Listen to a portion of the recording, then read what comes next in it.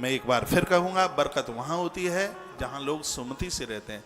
एक राम ऐसा नहीं है बेलपत्र महादेव पर चढ़ा दिया तो लॉटरी खुल जाएगी, कुछ नहीं होगा। बरकत वहीं होगी जहां घर में झगड़े नहीं होंगे, घर में लड़ाइयां नहीं होंगी। बेटे को लगे कि मेरा बाप है, पत्नी को लगे मेरा पति है, फिर देखिए उस घर में बरकत क्यों नहीं होती। गोस्वामी जी ने कहा था, लिखा था अपने शब्दों में, जहां सुमति तहाँ संपत्ति नाना, जहाँ सुमति तहाँ संपत्ति नाना, जहाँ कुमति तहाँ विपत्ति निधाना, जहाँ सुमति तहाँ संपत्ति नाना, जहाँ कुमति तहाँ विपत्ति निधाना, सुमति तहाँ संपत्ति नाना, जहाँ कुमति तहाँ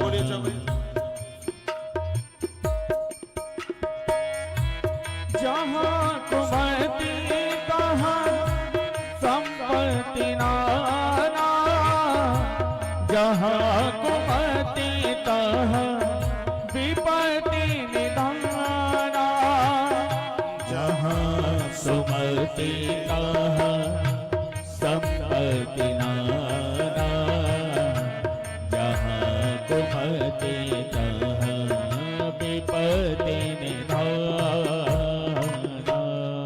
बोलिए भक्त वत्सल भगवान की जय हो।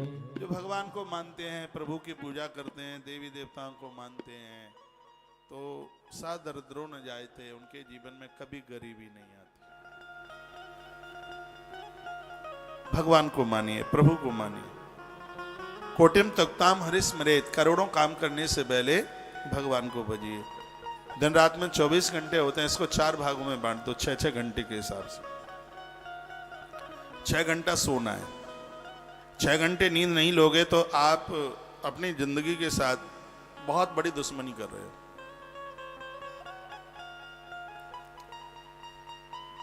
बहुत बड़ी दुश्मनी। आपके पास 10,000 काम हो, 6 घंटे की नींद रोज होनी चाहिए। 10 बजे से लेकर 4 बजे तक ये नींद होनी चाहिए। 11 बजे सोते हो तो 5 बजे तक, 10 बजे सोते हो तो 4 बजे तक, 9:30 सोते हो तो 3:30 बजे तक, 9:30 सो जाते हो 4 बजे तक, 4:30 5 बजे तक, कम से कम 6 घंटा नींद। 6 से 8 घंटे के बीच में नींद का एवरेज आना चाहिए। और यदि आप नहीं कर पा रहे हैं तो आप भूल कर रहे हैं।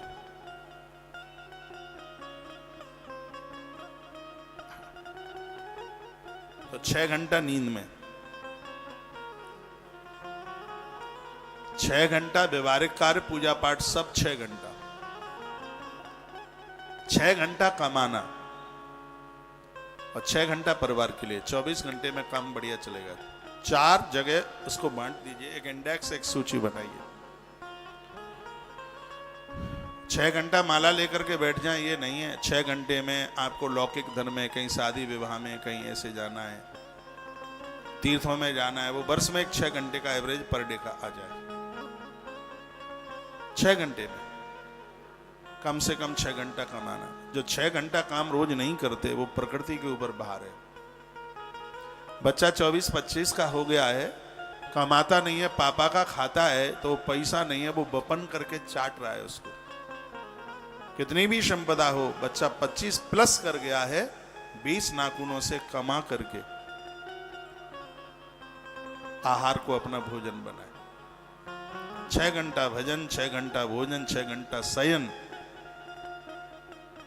और 6 घंटा सामाजिक कार्य, 24 घंटा। आदमी स्वस्थ भी रहेगा, व्यस्त भी रहेगा और मस्त भी रहेगा।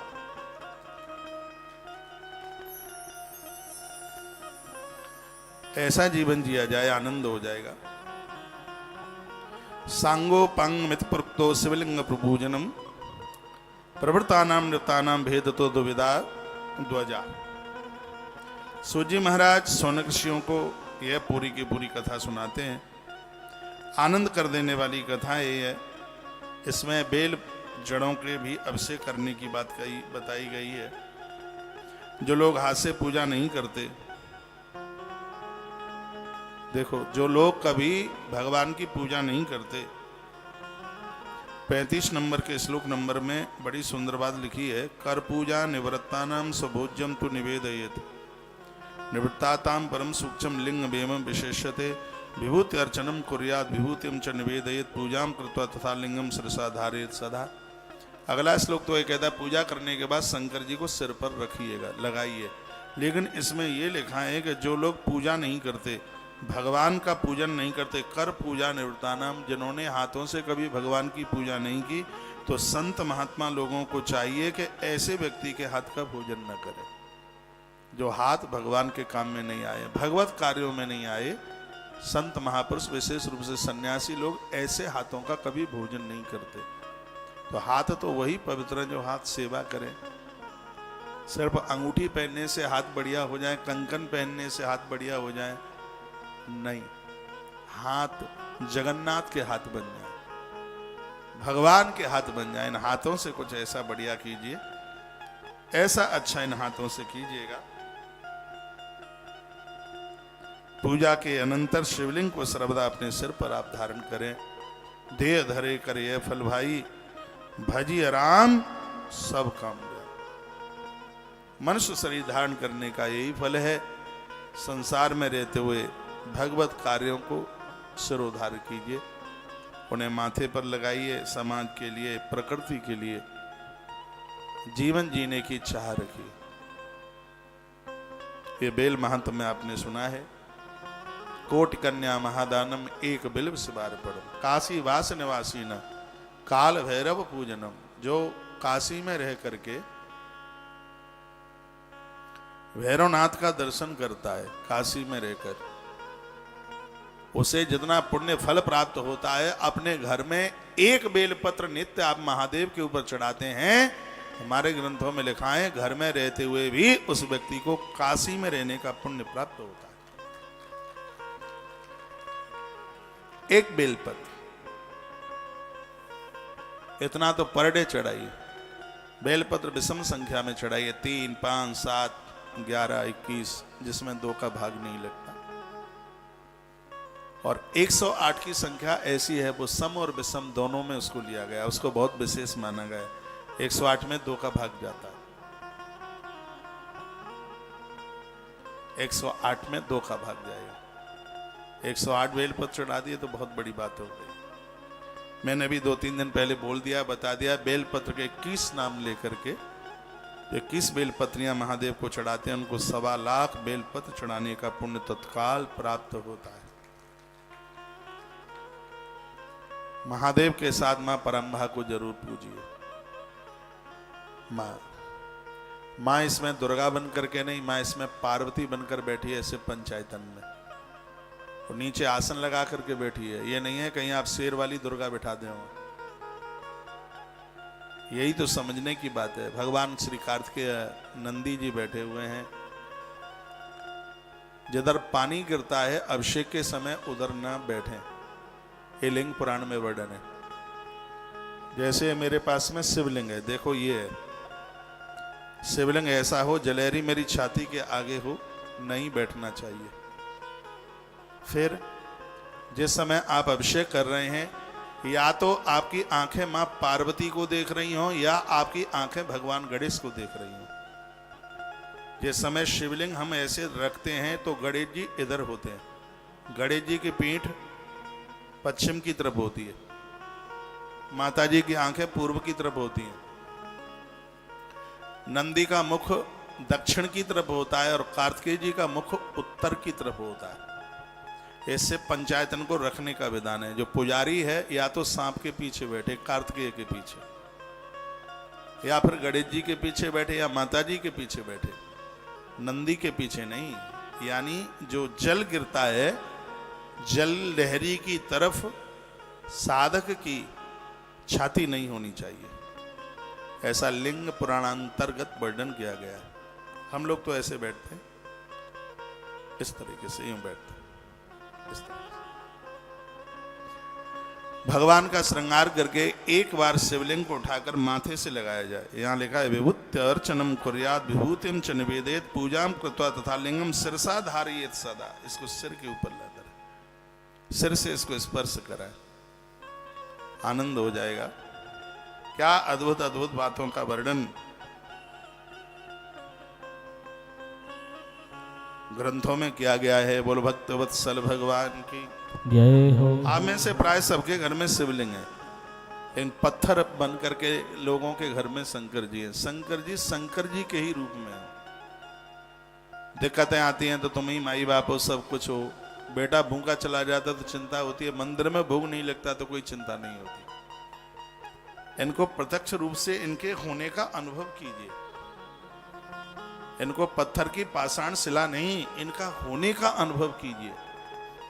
यदि इनका होने का आप अनुभव करेंगे तो प्रत्यक्ष रूप से आपके घर में बैठकर आपके घर को काशी बना देंगे, आपके घर को ये तीर्थ बना देंगे, धाम बना देंगे आपके घर। इनके होने का अनुभव आप करें। आप बहुत बड़े वीआईपी बनते हैं। ईश्वर के साथ जुड़े हैं तो ही वीआईपी है, नहीं तो सब ठंडन पाल है, कुछ नहीं है। घर के मंदिर को अच्छा कीजिए, बाथरूम को अच्छा कीजिए और रसोई को भी अच्छा कीजिए। फिर देखो घर का आनंद। जहां लोग आकर के बैठते हैं वहां दोनों में से कोई भी कैलेंडर लगाइए। या तो वो लगा दीजिए जहां सुदामा के चरण भगवान धो रहे हैं, या वो लगा दीजिए जहां सबरी माता मेरे प्रभु के चरणों में बैठकर बेर खिला रही है, रो रही है, बैठी है। शयन कक्ष में भगवान नारायण के चरणों में लक्ष्मी माँ है, वो लगा दीजिए कैलेंडर। मंदिर में हनुमान जी पीला चद्दर ओढ़े हुए बैठे हैं, रामायण का पाठ कर रहे हैं। ये सब चीजें हमें ईश्वर से जोड़ने का काम करती हैं। तो ये बेल की महिमा, बेल का महात्म्य आप सुने। ऋषियों ने कहा सूत सूत महाभाग व्यास से नमस्तुते तदैव व्यास तो ब्रूहि भस्म महात्म्य उत्तम। ये सब सुन करके आपके मुख से सब सुन करके बहुत आनंद आया है, और आप हमें कुछ और भी बता देते, आपकी बड़ी कृपा होती। क्या आप पूछना चाहते हैं? का नाम महिमा आपने बहुत विस्तार पूर्वक आपने सुनाई दी है। थोड़ा भस्म के बारे में और आप बता देते तो कह दिया सर्व पापा निर्मुक्तो, सभी पापों से व्यक्ति मुक्त हो जाता है। भस्म पूतांग शिव नाम जपादरा। 3 चीजें प्रयाग व्यक्ति को बना देती हैं, भस्म, नाम और रुद्राक्ष। जिह्वा पर भगवान का नाम हो, भाल पर भस्म हो और गले में रुद्राक्ष हो। ऐसा आदमी निकल रहा हो तो यहाँ इसमें शिव पुराण में लिखा है उसे आदमी मन समझो, तो उसको प्रयागराज समझो। का सीधा प्रयाग जा रहा है धरती पर चलता हुआ। जिसके कंठ में है रुद्राक्ष और भाल पर है भस्म और जिह्वा पर है शिव का नाम, तो ऐसे ग्रंथ में लिखा है कि उसे मनुष्य मत समझिए, ये समझ लीजिए कि साक्षात प्रयाग जा रहा है। उसके घर में त्रिवेणी गंगा बहती है, त्रिवेणी बहती है उसके घर में। रुद्राक्ष को सरस्वती का है, भस्म को यमुना का है और भगवान शिव के नाम को गंगा का है। शिव नाम प्रभावेण लेवे सदगति मुत्तमाम, 44 नंबर के श्लोक में लिखा है। भगवान शिव का नाम लेते हुए तो व्यक्ति भव सागर से पार हो जाता है। भवंती भस्म शांत वृक्षा, भस्म का मतलब है अपराधों को ये बिल्कुल भस्म कर देती है। दग्धानी पापानी, ये सभी पापों को जला देती है। यो नित्यम नरः पापै शिव नाम जपादरा। नित्य में होने वाले अपराधों को भगवान शिव का नाम तत्काल जला करके खाक कर देता है, समाप्त कर देता है। यह भस्म की बहुत बड़ी महिमा है और इस भगवान शिव की तो पूजा भस्म के बिना पूरी होती ही नहीं है। शुद्धम भस्म महात्म्यम सर्व पापान पावनम। सूत सोनक्षियों को कहते हैं कि भस्म महादेव को चढ़ाना तो बहुत बड़ी बात हो गई है, कोई भस्म का महात्म्य ही सुन ले, एक जन्म के पाप जल के राख हो जाते हैं। इतनी बड़ी महिमा भस्म की। भगवान महाकाल के ऊपर भस्म चढ़ती है, पूरी दुनिया का इकलौता देवता है जहाँ भोर में 3:30 बजे से भस्म चढ़ना शुरू हो जाता है। कल कुछ बातें मैं आपको बोल गया हूँ, पीछे के अध्याय में वर्णन था। बेल पेड़ की लकड़ी को जला करके, पीपल बरगद को जलाकर, घर गृहस्थी के काम में ये पेड़ नहीं जलाए जाते, लेकिन भगवान के लिए इनको प्रयोग में लिया गया है। ईश्वर के लिए तो ये हवन के भी काम में आती हैं। तो इनको जला करके उनकी भस्म बनाइए और उसको कपड़े, सूती कपड़े में छानिए और मिट्टी के बर्तन में रखिए उसको, फिर भगवान को चढ़ाइए, अपने भाल पर लगाइए। स्त्री पुरुष कोई भी हो, दिन रात कोई भी समय, भस्म को स्त्री पुरुष दोनों को धारण करने का अधिकार है और दोनों को भगवान की पूजा करने का भी अधिकार है। कल हमने निवेदन किया था, उमा देवी च लक्ष्मी वाचान्या विश्व नित्यसाह, 11वें नंबर के श्लोक में लिखा है, लक्ष्मी मैया महादेव को भस्म लगाती है, जगदम्बे मैया महादेव को भस्म लगाती है, स्वयं वो अपने भाल पर भस्म लगाते हैं। ब्राह्मणा छत्र वैश्य कनिष्ठोरपिच शंकरई अपभ्रष्ट तथा भस्म त्रिपुण्य दुर्नात्मना, चारों वर्णों का कोई भी व्यक्ति क्यों न हो, उसको भस्म धारण करने का पूरा अधिकार है। 2 प्रकार की भस्म, एक है महाभस्म और एक है स्वल्प भस्म। जो यज्ञ के द्वारा प्रकट होती है भस्म, उसको महाभस्म कहते हैं। उपले कंडे लकड़ियां जला करके जो भस्म तैयार कर ली गई है उसको स्वल्प भस्म कहते हैं। दोनों ही अपने आप में अद्भुत हैं, विशेष हैं। जो लोग त्रिपुंड धारण एवं भस्मोद्भरण श्रद्धा से नहीं करते, इसमें तो ये भी वर्णन है कि तिलक लगाते समय खड़े नहीं, बैठ करके तिलक लगाइए। जिस समय आप तिलक लगा रहे हैं, इसमें तो वर्णन है कि तिलक लगाने के बाद आचमन करना पड़ता है, भस्म लगाने के बाद आचमन करना पड़ता है। तिलक लगाने के बाद में आचमन कीजिए और बैठ करके लगाइए तिलक। इसमें तो दिशा का भी वर्णन किया गया, तिलक लगाते समय या उत्तर की दिशा हो या फिर पूर्व की दिशा हो।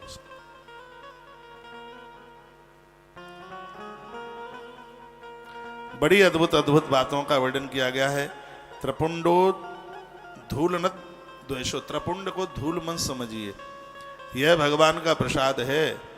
यदि इसको धूल समझ लिया जाएगा तो विपरीत फलाय चाहे, इसका फल ही अपने आप में बिल्कुल विपरीत हो जाएगा।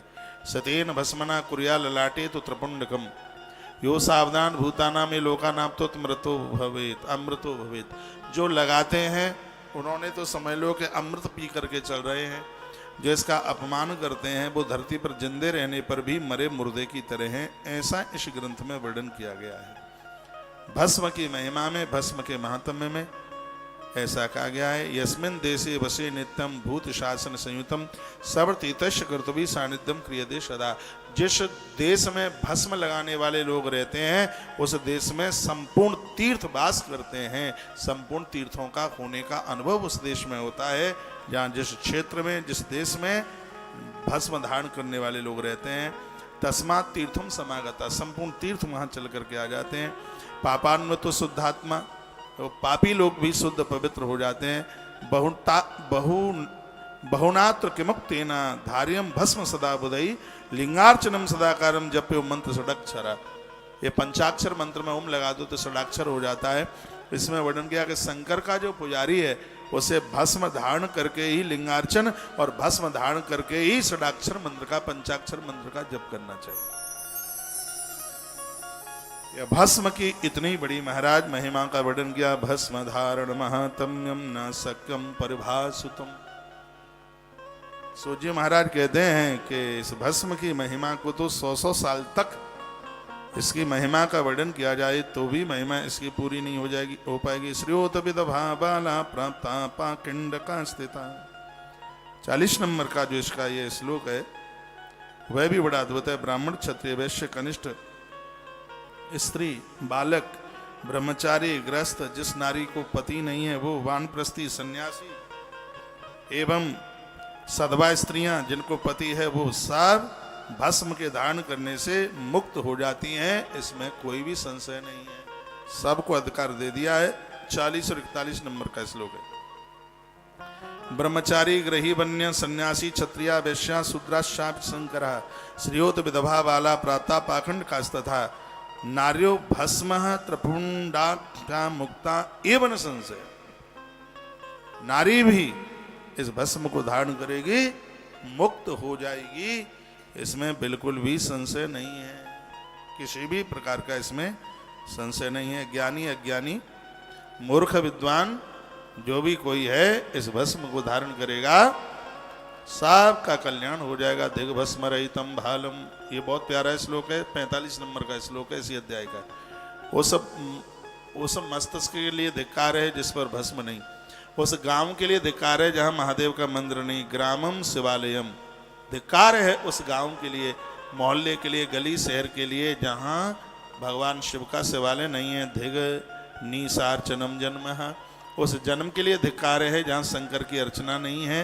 विद्याम शिवाश्रयाम, उस विद्या को भी धिक्कार है जो विद्या महादेव से जोड़ने वाली विद्या नहीं है, वो विद्या भी बेकार है। जिसके गली मोहल्ले में महादेव नहीं है, गली मोहल्ले वाले लोग चंदा करके एक नर्मदेश्वर चबूतरा बनवा करके बिठवा दें, थोड़ी व्यवस्था कर लें। ये नहीं कि दिन में आप लोटा चढ़ाएं फिर स्वान मुंह से चाटे पिंडी को, ज्यादातर ऐसे यही होता है।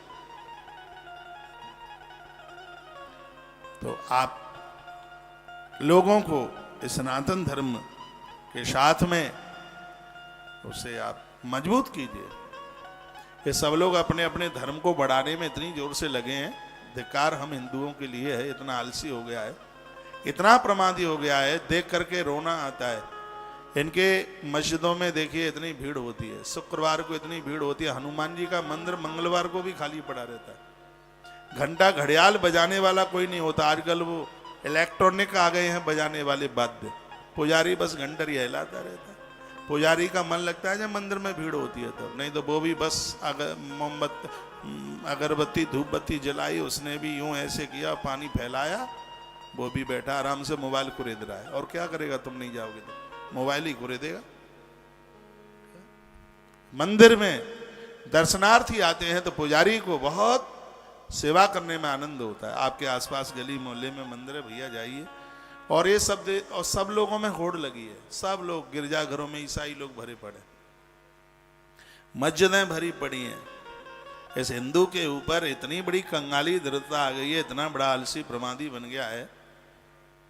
अपने आप को पूछिए, अपने गली के मोहल्ले के मंदिर में आप कब से नहीं गए? आपको ध्यान ही नहीं होगा कब से नहीं गए। अब 1 तारीख को देखेंगे, 1 तारीख को ही पूरा 365 दिन का वरदान ले लेंगे देवताओं से। ना सालासर में जगह मिलेगी, ना बांके बिहारी जगह मिलेगी, ना मेहंदीपुर बालाजी। फिर ये लगेगा कि बैकुंठ, आज ही सब बैकुंठ पहुंचेंगे। कुछ गिरेंगे, कुछ कुचलेंगे, किसी की हड्डियां टूटेगी, किसी की गले की चैन खींचेगी, किसी का बटुआ जाएगा, ऐसा ही होता है। और दिनों में तो देवताओं की जरूरत नहीं है। सग 1 जनवरी को बैकुंठ पहुंचेंगे, सगरे जाएंगे, बिल्कुल कोई रहेगा नहीं। मैं ये नहीं कह रहा हूं कि 1 तारीख को आप भगवान का दर्शन ना करें, जरूर कीजिएगा, अपने दिन को शुभ कीजिए। लेकिन मैं तो यह निवेदन करता हूं कि हर रोज लगे कि आज शिवरात्रि है, हर रोज लगे आज एकादशी, हर रोज लगे कि आज ही नवदुर्गा है, हर रोज लगे कि 1 जनवरी आज से ही शुरू हो रही है। रोज क्यों नहीं होता ये?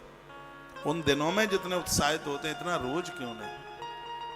अगल बगल के गली मोहल्ले के जो भी मंदिर है सब सुमसाम पड़े रहते। पुजारियों से मेरी बात होती है, समिति वालों ने पुजारी लोगों को नौकर मान रखा है।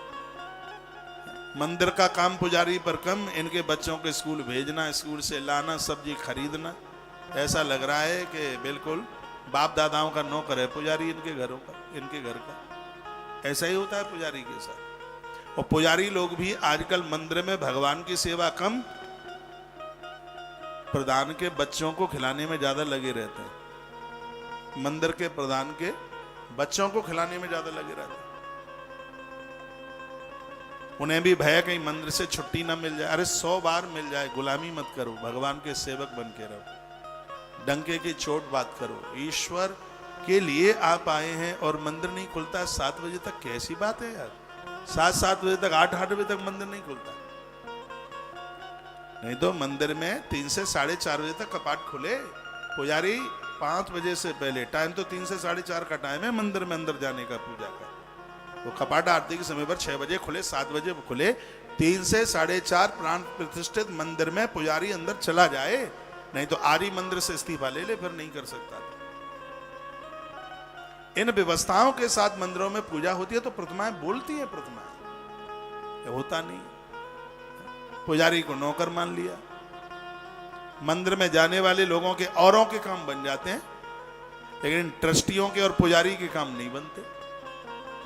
हम जैसे लोग, आप जैसे लोग जाते हैं, सबके काम बनते, इनके इसलिए नहीं बनते क्योंकि ये इस मंदिर का भगत नहीं है, इस मंदिर का प्रधान है।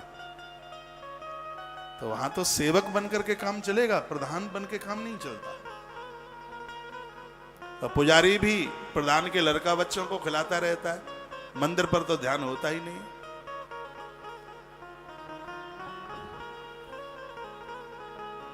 मैं टंच नहीं कस रहा हूं और मैं ज्यादा वही बोलता हूं जो मैंने देखा है। सनातन धर्म मूर्छा में पड़ा है, इसको खड़ा कर लो कैसे भी। सनातन धर्म रूपी लखन को मेघनाद जैसे लोगों के द्वारा मूर्छा आ गई है, इस मूर्छा को हटाने के लिए हनुमान बन जाओ, जरूरत है हनुमान बन। राम का रोना तो सबने सुना, अंगद ने, जामवंत ने और द्विविद ने, सबने सुना, लेकिन लक्ष्मण को खड़ा करने के लिए कोई हनुमान खड़ा हुआ है। आप हनुमान की तरह खड़े हो जाइए। सनातन के लक्ष्मण को बचाना बहुत ज्यादा जरूरी है। लक्ष्मण नहीं होगा तो दुराचारी मेघनाद हावी हो जाएगा। राम को लक्ष्मण की जरूरत है, हमारी और आपकी, हमारे धर्म को जरूरत है, आवश्यकता है। आइए मैं प्रसंग को थोड़ा और आगे बढ़ा लूं। वर्णन इसमें किया गया था कि जो इस भाल पर चंदन नहीं, त्रिपुंड नहीं, तिलक नहीं, क्या है, बेकार है। जिस गांव में शिवालय नहीं, शिव की अर्चना नहीं जीवन में, वो जिंदगी क्या है, कुछ भी नहीं है, बेकार है। जो विधि पूर्वक भस्म से त्रिपुंड धारण करता है वह महापातक उपपातकों से छूट जाता है। श्लोक नंबर 52। त्रिपुंडम कुरते यस्तु भस्मना विधि पूर्वकम। इसकी विधि क्या है? थोड़ा सा पानी डालिए उसमें, बाष्पेसन पर खड़े होकर के त्रिपुंड मत लगाइए, अच्छी जगह, पूजा की जगह बैठ करके, भगवान की तरफ मुख करके। बहुत लोग बाष्पेसन के सामने खड़े होकर आगे शीशा लगाए, वहां लगाएंगे त्रिपुंड चंदन, और बचा हुआ जो हाथ के ऊपर चंदन है, त्रिपुंड है, और वहीं बाष्पेसन के पानी से धो लेंगे और वो सीधी सामग्री गटर में जाती है। और ये ऐसा ही होता है। पूजा का पानी हमने लोगों को बाथरूम में डालते हुए देखा, अपराध है। पूजा का पानी पेड़ों में डालिए। तुलसी को छोड़ करके सभी पेड़ों में डलता है पूजा का पानी। पूजा का जो जल है उसमें डालिए। अर्घ सूर्य भगवान को देते हैं, शुद्ध स्वच्छ जगह नहीं है, लोगों के पाम पड़ते हैं, तो एक पतीला रखिए, एक बर्तन रखिए, उसमें अर्घ दीजिए, फिर उस जल को किसी पेड़ में ले जाकर के डाल दीजिए। सूर्य भगवान को अर्घ तुलसी में नहीं डालता। सूर्य नारायण को अर्घ दें, सबके पाम ना पड़े, एक पात्र रख लें, उसमें अर्घ दे दें, उसके बाद किसी पेड़ में वो जल को डाल दें, आनंद हो जाएगा। और भी बड़ी अद्भुत बात कही गई है। कहा गया भस्म के धारण करने से तत्क्षण पाप राशि से छुटकारा यह जीव पा जाता है। 53-54 नंबर के श्लोक में वर्णन है। ब्रह्मचारी ग्रस्तो वा वानप्रस्थो था यति ब्रह्मशास्त्र विशुद्रा तथा नेपतितांदा उद्रुलम त्रिपुणम च धृत्वा शुद्धा भवन्ति च भस्मनो विविधा सम्यक पाप राशि विवाय च। यदि इसको एक विधि पूर्वक धारण कर लिया जाए तो पापों की बहुत बड़ी राशि भी समाप्त हो जाएगी। भस्म धारण करने से कौन कौन से पाप समाप्त हो जाते हैं, सुनो। कौन कौन से पाप समाप्त हो जाएंगे इसके धारण करने से? गौवध, अश्ववध, गैया का वध, स्त्री का वध, किसी जवान वीर का वध, इतनी बड़ी हत्याएं इससे समाप्त हो जाती हैं भस्म के धारण करने से। लिखा है ना, भस्मधारी विशेषेण स्त्री गौ हत्यादि पात गई, वीर हत्या अश्व हत्या मुच्यते नात्र संशय। ये हत्याएं बड़ी खतरनाक है। कौन कौन सी हत्याएं हैं? एक तो भूल करके भी कभी स्त्री का मरण न हो किसी से, स्त्री हत्या, गैया की हत्या, वीरों की हत्या और घोड़े की हत्या, ये महापातकों में नाम आता है। भस्म धारण करने से इतने अपराध समाप्त हो जाते हैं। इसका मतलब तो है नहीं कि इस पहले अपराध कर दो बाद में भस्म धारण कर लो, नहीं। अनजान में कोई ऐसी त्रुटि, ऐसी कोई गलती हो गई है, तो भस्म के धारण करने से व्यक्ति उससे मुक्ति को प्राप्त कर लेता है, ऐसा वर्णन किया गया है। दूसरे के द्रव्य का जिसने अपहरण कर लिया, दूसरों की स्त्रियों के साथ अपराध, पराई निंदा, परपीड़न, दूसरे की धरती, जमीन, वाटिका के पेड़ों को काट डाल दिया गया है, किसी नीच व्यक्ति को गैया दे दी, और अब मैं क्या बोलूं, इसमें तो ये भी लिखा है जो वर उसके अनुकूल नहीं था ऐसे वर को अपनी बेटी दे दी।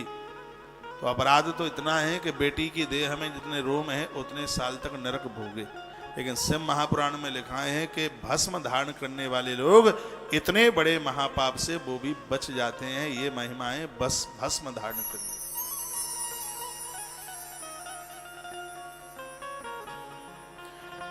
तिल चुराना, कंबल चुराना, किसी के कपड़े चुराना, ये सब अपराध में ही आते हैं। वर्णन क्या है कि ऋतुकाल धर्म में किसी नारी की परछाई देवता पर पड़ गई हो, उसने किसी को छू लिया, रजस्वलास कन्यासु, इसमें वर्णन है कि कन्या की शादी है, बेटी की शादी है, कन्यादान का समय आ गया और उस समय उसको ऋतुकाल हो गया। ऐसे समय पर माता पिता ने उसका कन्यादान किया, तो उस अपराध के प्रायश्चित में भस्म धारण करना इस ग्रंथ में वर्णित किया गया है। वेदवासु च मैथुनम, व्यक्ति न मरे तो भी खत्म हो जाए, बचे नहीं। वैदव्य नारी के साथ किसी ने गलत संबंध बनाया है, धरती पर वो बच नहीं सकता। उसकी उम्र ऐसे खत्म हो जाएगी जैसे माचिस की तीली से रुई का गोदाम खत्म हो जाता है। ये शिव महापुराण में वर्णन है। वेदवासु च मैथुनम शब्द लिखा हुआ। वैदव्य नारी जिसका पति मृत्यु को प्राप्त हुआ है, दुनिया छोड़ के चला गया है, ऐसी नारी के साथ में करने वाला पुरुष कुकर्मी, उसके पास कुछ रहता ही नहीं, सब कुछ उसका खत्म हो जाता है। उस अपराध के प्रायश्चित के लिए इस ग्रंथ में भस्मधारी विशेषण है, उसमें भस्म को धारण करने की बात कही गई। और भी काफी चीज है इसमें। बोलिए भक्त वत्सल भगवान की जय हो, श्री हनुमान जी महाराज की जय हो, जय जय श्री राधे, जय जय। श्री राधे, श्री जो राधे। ललाट में त्रिपुण धारण करता है वह इस लोक के सभी तीर्थों में, गंगा आदि श्रेष्ठ नदियों में स्नान करने का सौभाग्य प्राप्त कर लेता है। यानी तीर्थानि लोके अस्मिन् गंगाद्या स्रतस्तथा। या श्लोक नंबर 63।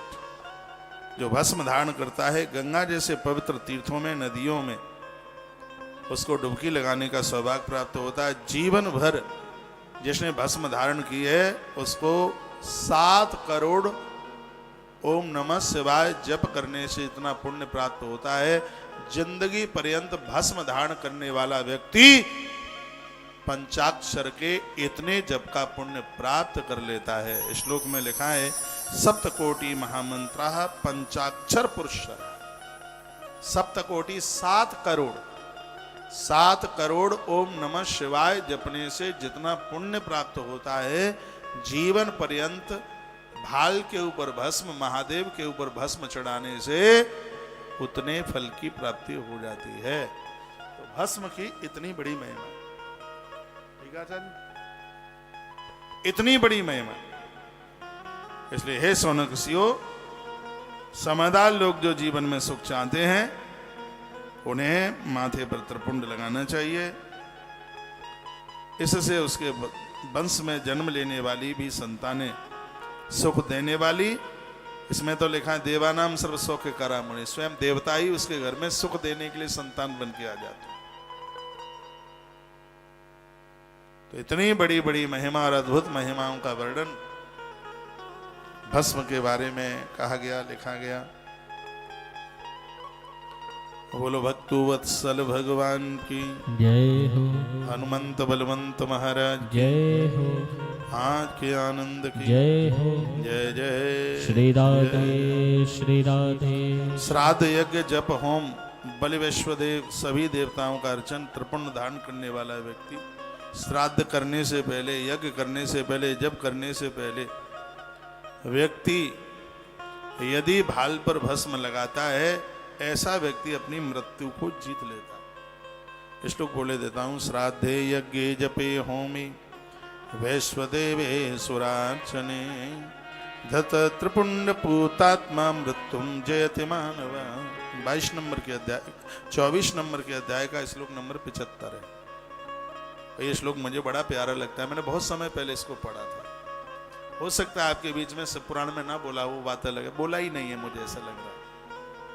अगाध सागर है, समुद्र है, कभी कोई कथा उसमें कोई चैप्टर, सब एक बार में संभव हो नहीं पाता है। और ये मैं शिव महापुराण की कथा में 28 साल में पहली बार बोल रहा हूँ। क्या बोल रहा हूँ? श्राद्धे यज्ञे जपे होमी वैश्वदेवे सुरार्चने धतत्र पुंड पूतात्मा मृत्युम जयति मानव। श्राद्ध करने से पहले, जप होम करने से पहले व्यक्ति देवताओं की सुरार्चने, देवताओं का पूजन करने से पहले धृतित त्रिपुंड, जो त्रिपुंड धारण करता है, पूतात्मा, पूत कहते हैं पवित्र, वो पवित्र हो जाता है। और मृत्युम जयति मानवा, वह व्यक्ति मृत्यु लोक में मौत के ऊपर विजय प्राप्त कर लेता है, उसकी अकाल मृत्यु नहीं होती। मृत्यु को जीतने का अर्थ होता है अकाल मौत से न मरे, समय से उसको मृत्यु होवे, इसी को कहते हैं मृत्युम जयति, इसको कहते हैं मृत्यु को जीत लेना। जो आया है उसको मरना तो पड़ेगा ही, लेकिन सूर्य तो समय पर अस्त हो तभी तो अच्छा है। अब 7 बजे जो अस्त हो, 6 बजे अस्त हो और वो 2 ही बजे हो जाए तो भूचाल मच जाएगा। अरे यार क्या हो गया, अंधेरा 2 बजे ही हो गया है। सब काम समय से होते हैं तो बढ़िया लगते हैं। जाना तो सबको, हमें, तुम्हें और तीसरे को, सबको ही जाना है, लेकिन जो समय से जाता है वही अच्छा लगता है, वही बढ़िया लगता है। समय की ही तो महिमा है। त्रिपुंड की बहुत बड़ी बड़ी महिमा बताई।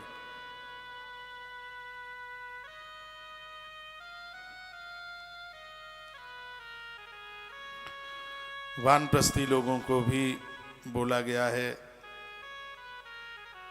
कि सन्यासी को भी बताया गया, बोला गया, बेटियों को, पुरुषों को, सब के लिए बताया गया। त्रिपुंड भस्म। हे सौनक, हमने संक्षेप में तुमसे ये बात कह दी है, यह त्रिपुंड मध्यमा अनामिका उंगली से धारण करे। इसमें लिखा है कि इसको मध्यमा और अनामिका 2 ही उंगली, त्रिपुंड धारण में 2 ही उंगली बताई हैं, तीसरी उंगली का जिक्र नहीं किया गया। श्लोक नंबर 86। मध्यमा अनामिकांगुल्याम मध्य तो प्रतलोमता। मध्यमा उंगली ये है और अनामिका ये है। त्रिपुंड लगाते समय यही 2 उंगली, इसमें इसको और इसको भी नहीं लगाने को कहा। त्रिपुंड लगाते समय यही 2 उंगलियों का स्पर्श भाल के ऊपर होना चाहिए। स्पर्श